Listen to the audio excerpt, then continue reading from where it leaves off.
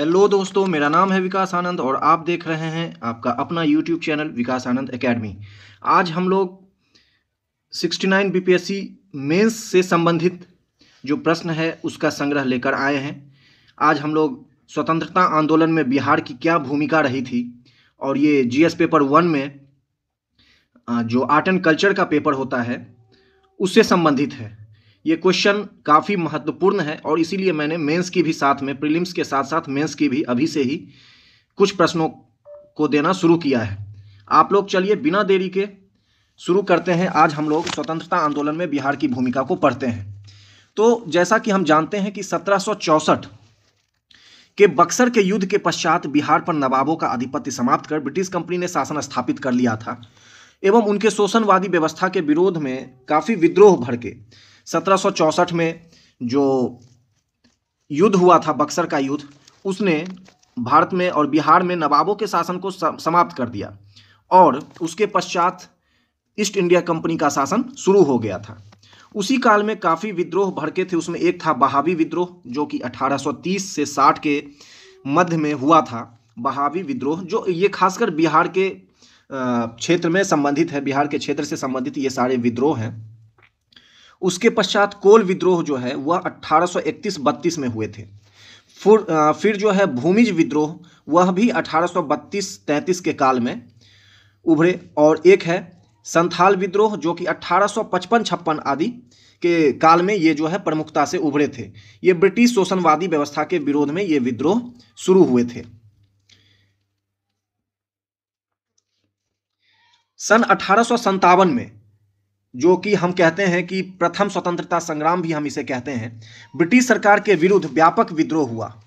बिहार में इसकी कमान जो जगदीशपुर के जमींदार थे बाबू कुंवर सिंह ने संभाला था। उनके मृत्यु के पश्चात उनके छोटे भाई अमर सिंह ने छापामार युद्ध जारी रखा था। तो ये इसमें बहुत डिटेल्ड में इनके बारे में नहीं बताया गया है। जब अगला क्वेश्चन आएगा कि स्वतंत्रता आंदोलन में बाबू कुंवर सिंह का क्या योगदान था, तो उसमें उस प्रश्न में हम जो है उनके योगदान को बहुत ही प्रमुखता से देखेंगे। लेकिन यहाँ चूंकि बिहार का क्या योगदान रहा है, तो सारे फैक्ट्स को हमने बहुत कम में समाहित किया है, ताकि आप रिटन जब एग्जाम देंगे तो आप उसको अच्छे से लिख पाएंगे, कम समय में टाइम मैनेजमेंट आपका हो पाएगा।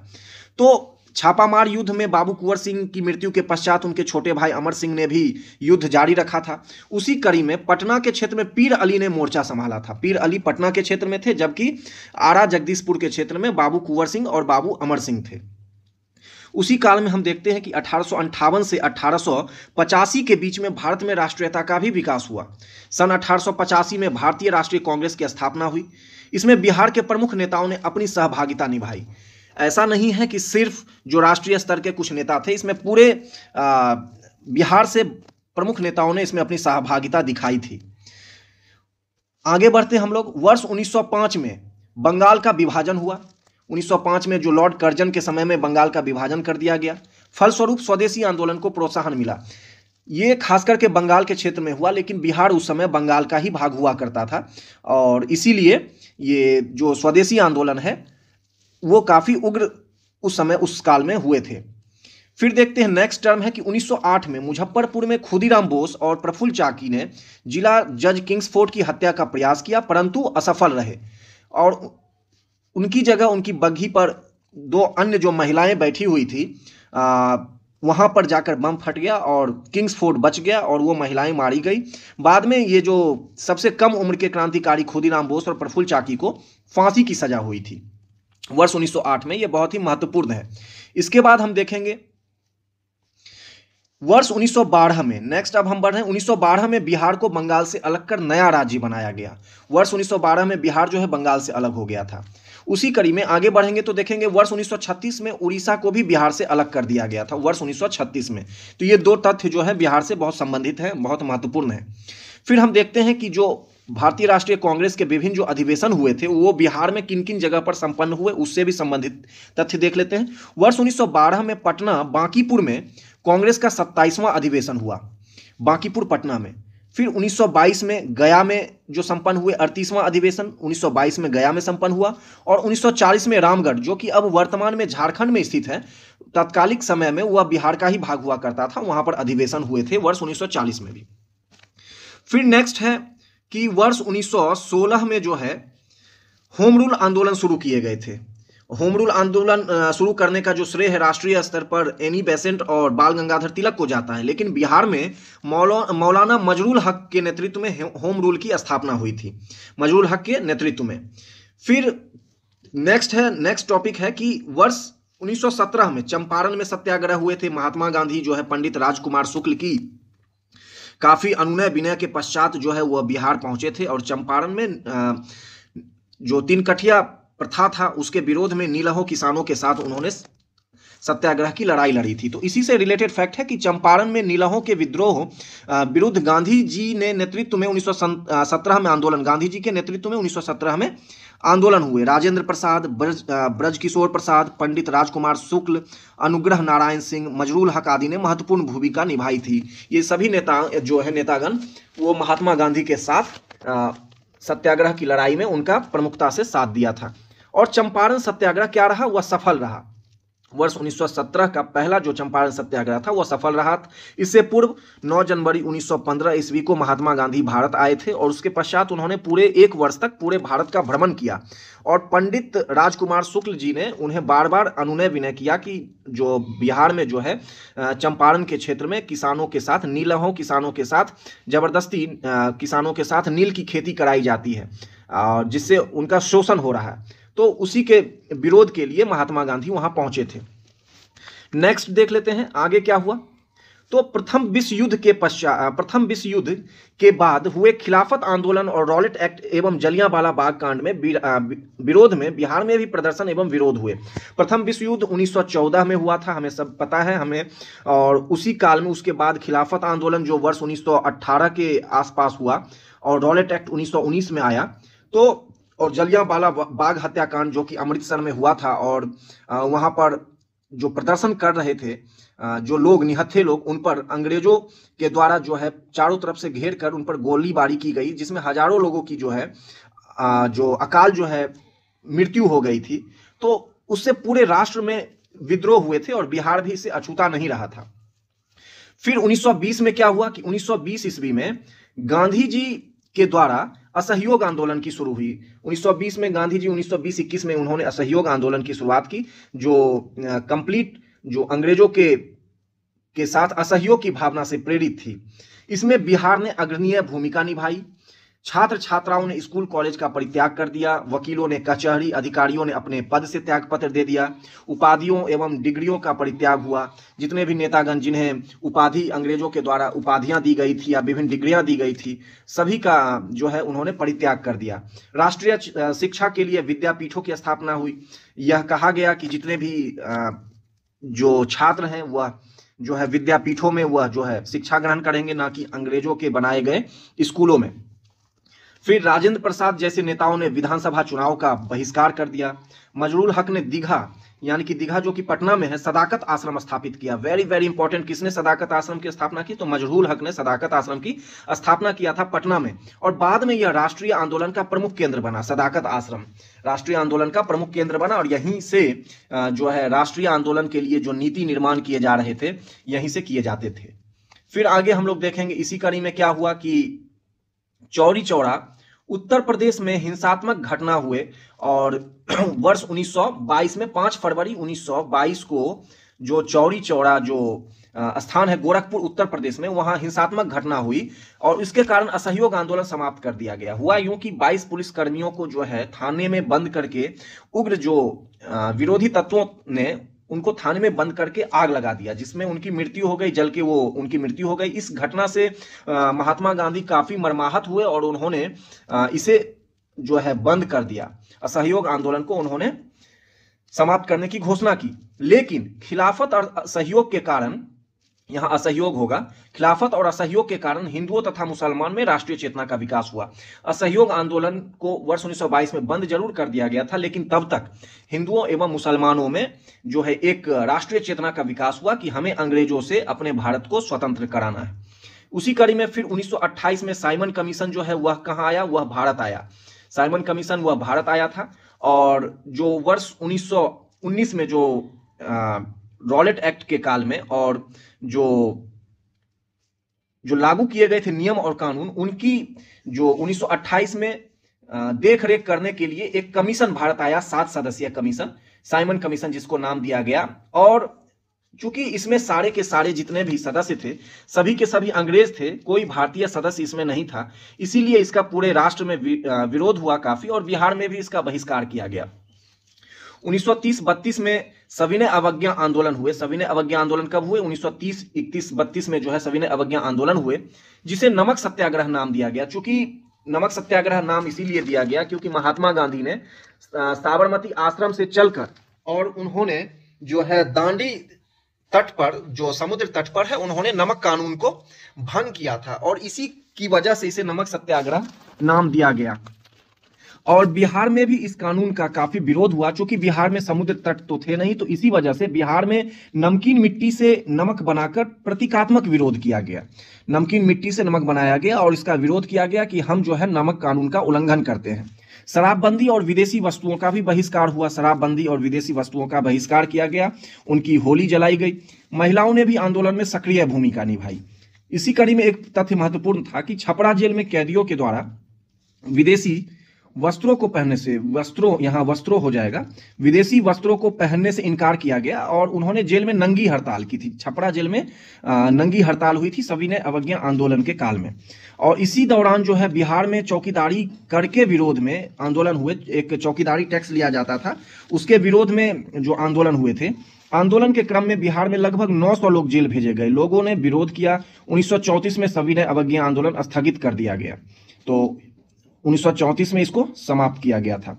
फिर आगे हम देखेंगे कि इसी काल में क्या हुआ कि क्रांतिकारी गतिविधियों में बिहार के योगेंद्र शुक्ल, कन्हैयालाल मिश्र आदि ने महत्वपूर्ण भूमिका निभाई। ये सारे लोग जो है क्रांतिकारी गतिविधियों में लिप्त थे। बिहार से जो क्रांतिकारी महत्वपूर्ण थे वे थे योगेंद्र शुक्ल, कन्हैयालाल मिश्र आदि।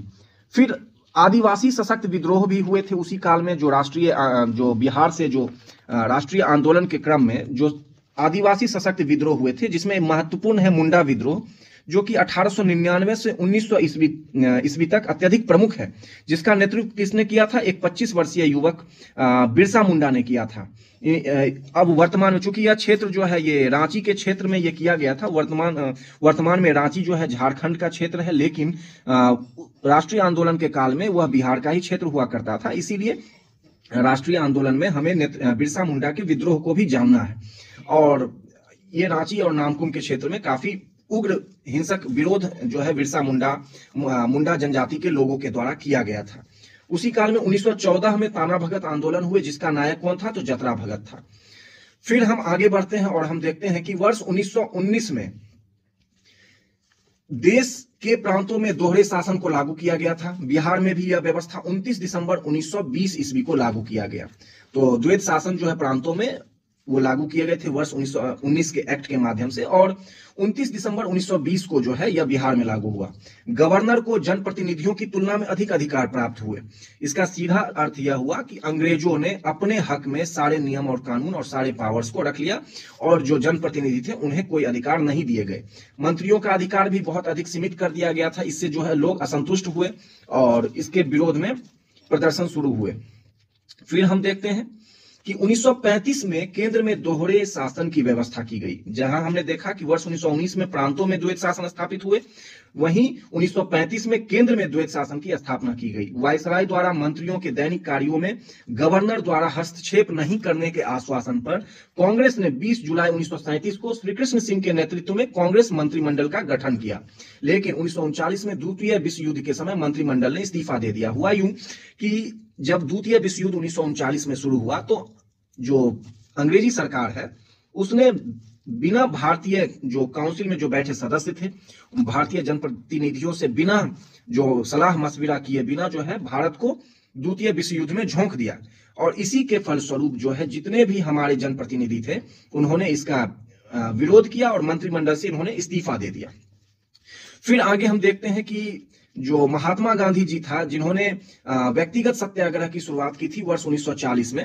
तो जैसे राष्ट्रीय स्तर पर हम देखते हैं कि प्रथम सत्याग्रही विनोबा भावे थे, लेकिन बिहार में जो प्रथम सत्याग्रही थे श्रीकृष्ण सिंह थे। श्रीकृष्ण सिंह जो है पहले सत्याग्रही बने थे। ये बहुत ही महत्वपूर्ण तथ्य है, इसको हमको ध्यान रखना है। नेक्स्ट क्या था कि अब आया 1942 का काल, यानी कि भारत छोड़ो आंदोलन का काल, क्विट इंडिया रिवॉल्यूशन। ये निर्णायक माना जाता है कि महात्मा गांधी जी के जितने भी उन्होंने आंदोलन किए थे उसमें सबसे महत्वपूर्ण अगर कोई आंदोलन रहा तो वह वर्ष 1942 का भारत छोड़ो आंदोलन था। इसके पृष्ठभूमि में अगर हम जाएंगे तो देखते हैं कि वर्ष 1942 में क्रिप्स मिशन की विफलता स्वरूप गांधी जी ने भारत छोड़ो आंदोलन करो या मरो के साथ शुरू किया है। उन्होंने डू और डाई यानी करो या मरो का नारा दिया उन्होंने। बिहार में इसका व्यापक प्रभाव पड़ा, सभी शीर्ष नेताओं को बंदी बना लिया गया। जितने भी ऑपरेशन जीरो आवर के तहत सभी को 8 अगस्त 1942 की रात को 12 बजे में ये जो क्विट इंडिया रिवॉल्यूशन, भारत जो छोड़ो अभियान की जो शुरुआत की गई थी, उसके मद्देनजर जितने भी नेतागण थे उनको अंग्रेजी सरकार के द्वारा जेल में बंद कर दिया गया। इसी कड़ी में इसके विरोध में 11 अगस्त 1942 को पटना सचिवालय भवन पर झंडा फहराने गए युवकों पर गोली चलाई गई, जिसमें 7 जो छात्र थे वह छात्र युवक जो थे शहीद हुए, जिनकी स्मृति में शहीद स्मारक का निर्माण हुआ। यह बहुत ही महत्वपूर्ण तथ्य है बिहार के, जब बिहार का राष्ट्रीय आंदोलन में भूमिका पढ़ते हैं तो ये 11 अगस्त 1942 की जो घटना हुई थी सचिवालय भवन पर गोलीबारी में 7 शहीद हुए थे, यह बहुत ही महत्वपूर्ण घटना है। फिर इसी कड़ी में हम आते हैं, देखते हैं कि 1942 के ही काल में लोकनायक जयप्रकाश नारायण की भी भूमिका अग्रणी रही। उन्होंने क्या किया कि नेपाल में उन्होंने युवकों को शस्त्रों का प्रशिक्षण दिया। एक दस्ता उन्होंने बनाया जिसका नाम आजाद दस्ता रखा। उसने नेपाल के जंगलों में जो हमारे युवक थे उनको शस्त्रों की जो ट्रेनिंग दी गई थी और सरकारी वस्तुओं को जलाना और उनका अधिक से अधिकतम नुकसान पहुंचाना, ये इस कड़ी में इस ट्रेनिंग का एक हिस्सा था। आजाद दस्ता जो है उसका कार्यालय भी नेपाल में खोला गया और सरकार ने कठोरता पूर्वक दमन की कार्रवाई की। 1942 की अगस्त क्रांति ने स्वाधीनता को निकट ला दिया। आजाद दस्ता पर कठोरतम कार्रवाई की गई, उनके जितने भी सदस्य थे उनको पकड़ लिया गया। मुख्य सदस्य तो इसके जो हमारे जयप्रकाश नारायण साहब थे तो उन्हें भी जेल में बंद कर दिया गया। तो इसके पश्चात जब आजाद दस्ता की कार्रवाई ठंड पड़ी, लेकिन 1942 की जो अगस्त क्रांति हुई उसने स्वाधीनता को निकट ला दिया। लोगों में अब यह भावना तीव्र हो गई कि हमें अंग्रेजों से बहुत जल्द जो है स्वाधीनता चाहिए, उससे कम कुछ भी नहीं।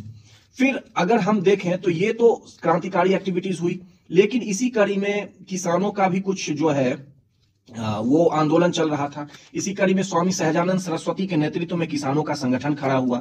1928 में प्रांतीय किसान सभा और 1936 में अखिल भारतीय किसान सभा का निर्माण स्वामी सहजानंद सरस्वती के नेतृत्व में किया गया था। यह बहुत महत्वपूर्ण है। अब हम आगे बढ़ते हैं और देखते हैं नेक्स्ट कि वर्ष 1945 में इंग्लैंड में लेबर पार्टी की सरकार बन गई। 1945 में प्रधानमंत्री एटली ने घोषणा की कि भारतीयों को सत्ता जल्द ही सौंप दी जाएगी।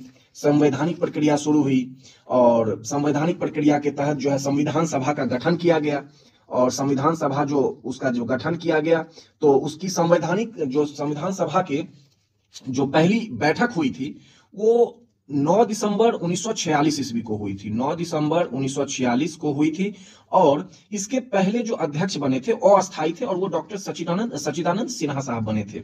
लेकिन अस्थायी अध्यक्ष कौन बने थे? डॉक्टर राजेंद्र प्रसाद। ये 11 दिसंबर 1946 को जो बैठक हुई, अस्थायी बैठक, अस्थायी जो अध्यक्ष जिनको नियुक्त किया गया वो डॉक्टर राजेंद्र प्रसाद थे। ये बहुत ही महत्वपूर्ण तथ्य है, प्रीलिम्स के दृष्टिकोण से भी ये हमको याद रखना है। फिर वह ऐतिहासिक दिन आता है जिसका 250 वर्षों की गुलामी के पश्चात वह सुनहरा दिन इतिहास में हमेशा के लिए इंगित हुआ। वह दिन था 15 अगस्त 1947 और इस दिन भारत आजाद हुआ और यह एक बहुत ही ऐतिहासिक दिन, खुशनुमा दिन भारतीय इतिहास में रहा। और डॉक्टर राजेंद्र प्रसाद स्वतंत्र भारत के पहले राष्ट्रपति निर्वाचित हुए और यह बिहार से थी, जीरादेई सिवान से यह बिलोंग करते थे। तो इसमें आपने देखा कि जो स्वतंत्रता का आंदोलन था उसमें बिहार की क्या भूमिका थी। उपरोक्त वर्णित तथ्यों से यह स्पष्ट है कि स्वतंत्रता संग्राम में बिहार ने अग्रणीय भूमिका निभाई थी और ये सारे तथ्य जो है बहुत डिटेल्ड में, लेकिन इनको शॉर्ट करके मैंने जो एक नोट्स बनाया है उसी को आपके सामने मैंने प्रस्तुत किया। निश्चित ही आपको यह पसंद आया होगा और बहुत ही कम शब्दों में इसे किया गया है। 600 से 700 शब्दों में यह नोट्स बनाया गया है। निश्चित ही आपके लिए लाभकारी सिद्ध होगा और हम प्रीलिम्स के टेस्ट सीरीज के अलावा मेंस की भी अब जो है तैयारी शुरू कराएंगे। आप लोग हमसे जुड़े, हमारे चैनल को सब्सक्राइब कीजिए, लाइक कीजिए, शेयर कीजिए और हमें मोटिवेट कीजिए आगे अन्य ऐसे ही वीडियो बनाने के लिए। तब तक हमारे चैनल पर आने के लिए आप सभी का बहुत बहुत धन्यवाद।